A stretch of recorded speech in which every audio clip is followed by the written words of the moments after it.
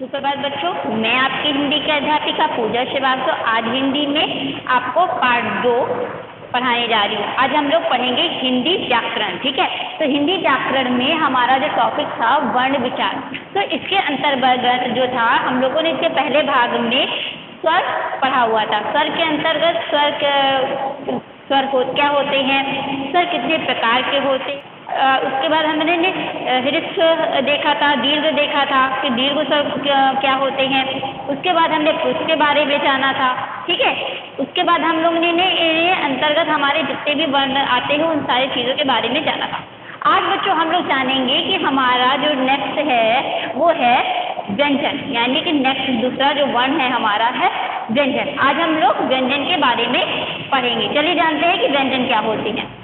ठीक, तो बच्चों व्यंजन जो है इसके अंतर्गत जिन वर्णों का उच्चारण करते समय हमें स्वर की सहायता ली जाए और वायु जो है वो कंठ में से निकलकर, यानी कि जो कंठ माने होता है गला, गले से निकलकर मुंह में रुक करके फिर वो बाहर आए, वो व्यंजन कहलाता है। ठीक है, अब व्यंजन के अंतर्गत हमारे जो हैं वो 3 आते हैं, यानी कि व्यंजन 3 प्रकार के होते हैं।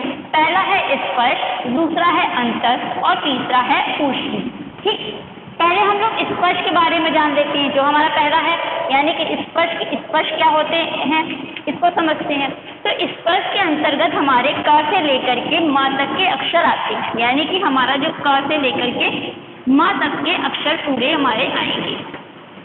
अब इसके बारे में हम लोग जान लेते हैं कि क, ख, ग, घ और अंगा, च, छ, ज, झ, इया, ट, थ, ड, ढ, अ, त, थ, द, ध, न, प, प, ब, भ, म, ये हमारे माँ तक के अक्षर हैं। अब इसको देखिए, ये जो हमारी पहली पंक्ति यानी जो हमारी पहली लाइन है, इसमें आपने देखा कि क, ख, ग, घ, अंग आए, तो ये हमारे बच्चों हो जाते हैं 5 वर्ण। ठीक है, अब 5 वर्णों में सबसे पहला हमारा क्या आता है क। तो जब मैं बोलूँगी क, तो क का मतलब है कि यानी कि एक वर्ण। लेकिन अगर मैं यहाँ पे बोलती हूँ कि क वर्ग, तो बच्चों यहाँ पे क वर्ग का मतलब आ जाता है कि इसके अंतर्गत 5 वर्ण आपके आएंगे, जैसे कि क, ख, ग, घ, अंग। ठीक, अब उसी प्रकार से च, छ, ज, झ, इया में भी हमारे 5 आ जाते हैं। तो यहाँ पे जो च है वो पहला वर्ण है, तो च से बन जाएगा हमारा क्या, च वर्ग। मतलब कि च, अगर मैं च बोलूँगी तो यानी कि एक च हो गया। लेकिन अगर मैं बोलती हूँ कि च वर्ग, तो हमारे च वर्ग के अंतर्गत हमारे 5 वर्ण आ जाते हैं। इसी प्रकार से हम ट का पहला हमारा नेक्स्ट में जो है ट है, तो हमारे कितने बन जाएंगे, इसमें भी हमारे 5 वर्ण हैं। तो यहाँ पर पहला हो गया ट, तो यानी कि हमारा ट वर्ग। ठीक, अब हमारे ट, थ, द, ध, न ये भी 5 हैं। तो यहाँ पे पहला क्या है ट, तो ये होगा हमारा ट वर्ग।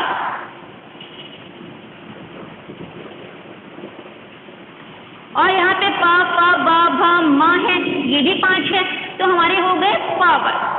यानी कि जो पहला वर्ण है उससे हमारी जो शुरुआत होती है तो वो वर्ग बनती है, और वर्ग के अंतर्गत 5 अक्षर यानी कि 5 वर्ण हमारे आ जाते हैं। ठीक है, अब ये यहाँ पे आप देखिए, यहाँ पर अगर मैं काउंटिंग करूंगी तो 5 करके यहाँ पे हमारे कितने हो गए, 25। तो 25 जो होते हैं वो बच्चे होते हैं स्पर्श व्यंजन। ठीक, अब ये स्पर्श व्यंजन, इनको स्पर्श क्यों कहा जाता है, तो जिन वर्णों का उच्चारण करते समय वर्ण जो है वो कंठ, तालु, मूर्धा, दंत, ओष्ठ आदि को स्पर्श करके यानी कि छू करके बाहर निकलती है, तो उसको स्पर्श व्यंजन कहते हैं। यानी कि वो जो हमारे अंग है उनको स्पर्श करती है, इसलिए इनको कहते हैं स्पर्श व्यंजन। इसके अंतर्गत हमारे 25 आ जाते हैं। अब हम लोग जान लेते हैं कि दूसरा जो हमारा है अंतस्थ। अंतस्थ क्या है, तो ये अंतस्थ के अंतर्गत य, र, ल, व ये 4 हमारे अक्षर आते हैं। ठीक है, तो इसके जो है इनको अंतस्थ क्यों कहा जाता है वो भी समझ लीजिए। जिन वर्णों का उच्चारण करते समय वर्ण जो है किसी भी अंग को स्पर्श नहीं करता है, यानी कि छूता नहीं है, और ना ही वो वायु से रगड़ खाता है, वो सीधा बाहर आ जाता है, इसलिए इनको कहते हैं अंतस्थ। इसका दूसरा कारण भी है बच्चों कि अंतस्थ वर्ण जो है वो स्वर और व्यंजन के मध्य में आते हैं, इसलिए भी इनको अंतस्थ कहा जाता है। और इसमें एक चीज और इम्पोर्टेंट बात है कि इसमें या और वा ये दो अक्षर जो आते हैं, इसको ध्यान में रखिएगा, या और हमारे वा ये दो अक्षर जो आते हैं इनको कहते हैं अर्ध स्वर, अर्ध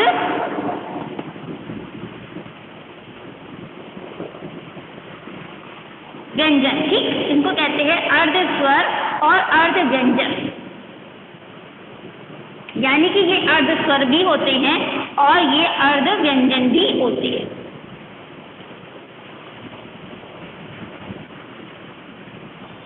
ठीक, यानी कि आधा स्वर और आधा व्यंजन ये दोनों माने जाते हैं। ये और हमारा अब हमने अंतस्थ मैंने आपको बता दिया था, और अगर मैं पूरा लेके चलूं या रा ला वा तो ये हमारे क्या हो जाते हैं अंतस्थ, ये हमारे हो जाएंगे अंतस्थ।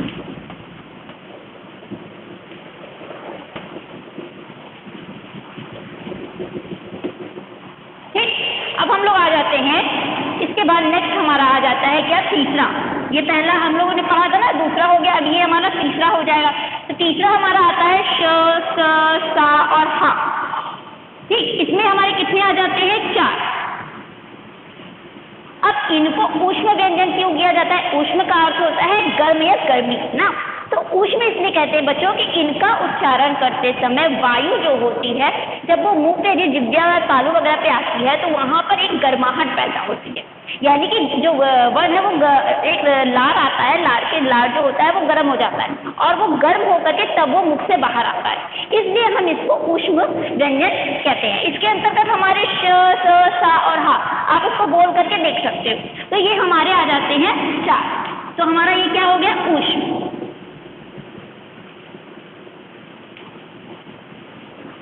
ठीक है, अब हमारे इसके अलावा हमारे कुछ टॉपिक अब बचते हैं वो देख लेते हैं।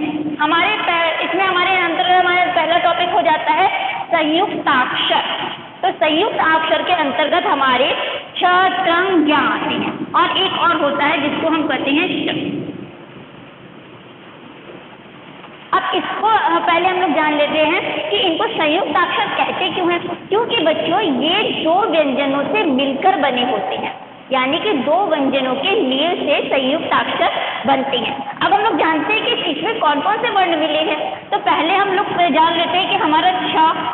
ठीक है, तो छ में जो है हमारा क आ जाएगा, इसके नीचे हलंत लगाएंगे। हलंत का मतलब आपको याद है ना कि इसमें स्वर नहीं है, जहाँ पर स्वर नहीं होता है वहाँ पर हलंत लगते हैं। और व्यंजन में जो है वो स्वर के बिना तो उच्चारण हो नहीं सकता उसको, तो यहाँ पर क्या करते हैं कि एक आ जाएगा श, यहाँ पर हम करेंगे एक में स्वर रहेगा और दूसरे में स्वर नहीं रहेगा, तब हमारा ये बनता है श। और मान लीजिए कि यहाँ पर दोनों में स्वर नहीं है, तब हम क्या करेंगे, यहाँ पर हम लोग लिख देंगे अ, तब ये हमारा पूर्ण हो जाएगा। लेकिन अगर हमने यहाँ पर हलंत हटा दिया, यानी कि अगर हमें इसको स्वर सहित कर दिया तो हमें आ की आवश्यकता नहीं होती है, क्योंकि इसमें एक में स्वर हो गया ना, तो यहाँ पर एक में स्वर नहीं है, तो ये हमारा पूरा हो गया। हमें अगर हम दो आ लगाएंगे तो हमारा बड़ा हो जाएगा ना, लेकिन हमें लगाना क्या है, छोटा आ। तो यहाँ पे हमारा एक में हलंत रहेगा और दूसरे में हलंत नहीं रहेगा, तो ये हमारा छ बन जाएगा। दूसरा हमारा वर्ण है संयुक्त वर्ण, वो क्या हो जाते हैं, ट, यानी कि त्र। तो त्र में हमारा होता है बच्चों त्र लगेगा, ता में नीचे रा हलंत आ जाएंगे और फिर यहाँ पर क्या होगा, र। अगर हम दोनों में हलंत लगाते हैं तो आ की जरूरत पड़ेगी, अगर एक में लगाते हैं तो वो स्वर तो उसमें है ही, तो त्र बन जाते हैं। अब यहाँ पे तीसरा वर्ण हमारा आता है ज्ञ। ज्ञ में बच्चों यहाँ पे होगा ज हलंत प्लस इया। ठीक, अब इसमें भी वो आप लोग के तो सीख ही चुके हो। अब हम लोग हमारा जो चौथा वर्ण है वो है श, यानी कि श और नीचे र। अब ये कैसे बनता है, तो यहाँ पे सीटी वाला स आ जाएगा, नीचे हम लगाएंगे हलंत प्लस हो जाएगा हमारा र। ये हमारे जो होते हैं ये बनते हैं। ठीक, अब यहाँ पे ध्यान रखिएगा, जो सीटी वाला श होता है तो इसमें हमने हलंत लगा दिया, ये आधा हो गया। तो ये जो गोल आप बनाते हो ऐसे, ये होता है श, यानी कि सीटी वाला श। और ये वाली जो आप लाइन देख रहे हो, तिरछी जो लाइन है, ये हमारी होती है र। ठीक, अब यहाँ पे आप लोगों को ये सारे जो संयुक्ताक्षर हैं ये क्लियर हो गए होंगे। संयुक्ताक्षर को बच्चों जो है संयुक्त व्यंजन भी कहा जाता है। ठीक, यहाँ पे संयुक्ताक्षर जो है हमारी, ये संयुक्त व्यंजन भी इनको कहते हैं। ठीक है, अभी हम लोगों ने पहला टॉपिक हमारा क्या था, संयुक्ताक्षर। तो अब हमारा जो दूसरा टॉपिक है उसको बोलते हैं द्वित्व व्यंजन।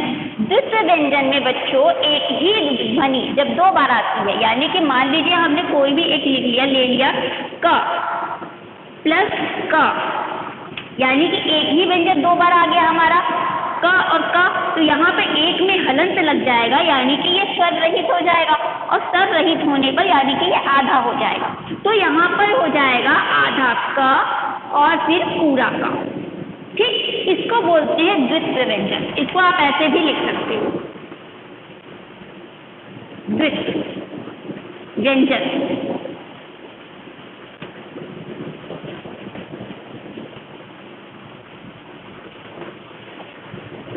ठीक, अब हमारा अब एक और उदाहरण देख लेते हैं। जैसे हम लिखते हैं च, नीचे हलंत प्लस का निशान, फिर हमारा पूरा च, यानी कि एक आधा च और दूसरा पूरा च। ठीक, अब यहाँ पे हमने लिख लिया च। एक एक उदाहरण भी हम लोग देख लेते हैं इसका। जैसे कि यहाँ पे उदाहरण हमारा हो जाएगा पक्का, हो गया। दूसरा हमारा हो जाएगा, जैसे कि हम लोग लिख लेते हैं बच्चा। तो यानी कि यहाँ पे हमारा दो व्यंजन है, एक में स्वर नहीं है और दूसरे में स्वर है, लेकिन दोनों व्यंजन एक ही है। और यहाँ पे आधे और पूरे होकर के पक्का बना। दूसरे में हमने दूसरा उदाहरण देखा हमारा कि बच्चा बना। इसके बाद हम लोग आते हैं, हमारा जो तीसरा टॉपिक है बिना पाई वाले व्यंजन। तो बिना पाई वाले व्यंजन कौन होते हैं? पहले जानते हैं कि पाई क्या होती है। तो बच्चों यहाँ पर जो एक सीधी रेखा होती है, खड़ी पाई होती है, इसको बोलते हैं खड़ी पाई। तो इसको जो इसमें तो खड़ी पाई जो पहले हम लोग जान लेते हैं कि बिना पाई वाले व्यंजन कौन से होते हैं। तो बिना पाई वाले व्यंजन हमारे आ जाएंगे च, यानी छ, ये छ। ठीक, छ के बाद है हमारा ट, ठ, ड, ढ। इसके बाद हमारे क्या एक दूसरा आ जाएगा, हमारा नाक है हा। यानी कि इसमें आप देखोगे कि इस तरह की खड़ी पाई नहीं है। ठीक, नेक्स्ट टॉपिक हमारा है खड़ी पाई वाले व्यंजन, यानी कि ये जो खड़ी पाई वाले व्यंजन हमारे कौन कौन से आ जाते हैं। तो बच्चों इसमें हमारा हो जाएगा ख, ग, फिर च, ज, झ, य, त, थ, द, न, प, ब, भ, म। ये सारे श, स, स, छ, ट और य, इतने ढेर सारे हमारे खड़े पाई वाले व्यंजन आ जाते हैं। यहाँ पर खड़े पाई का एक नियम भी है। नियम ये है कि जब हम खड़े पाई वाले अक्षर लिखते हैं, जैसे कि हमने लिखा स, ठीक है, अब इसके बाद कोई दूसरा व्यंजन आ जाए, यानी यह वही व्यंजन दोबारा आ जाए, यानी कि कोई एक और व्यंजन आ जाए, जैसे कि मान लीजिए स आ जाता है। तो बच्चों यहाँ पर हो जाएगा स, यानी कि स, यानी कि ये जो खड़ी पाई होती है उसको हटा दिया जाता है, ये आधा हो जाता है। ठीक, ये खड़ी पाई हट जाती है और ये हलंत यानी कि हलंत लगाएंगे तभी तो आधा होगा ना। तो और उदाहरण देख लेते हैं हमारा, जैसे कि अस्त। ठीक, यानी कि खड़ी पाई के भी नियम है। तो हम लोगों ने आज व्यंजन में जो हमारे व्यंजन कितने प्रकार के होते हैं, व्यंजन कौन कौन से होते हैं, इन सारी चीज़ों बातों को हम लोगों ने अच्छे से समझा है। आशा कर रही हूँ कि ये व्यंजन आपको बहुत अच्छे से समझ में आ गया।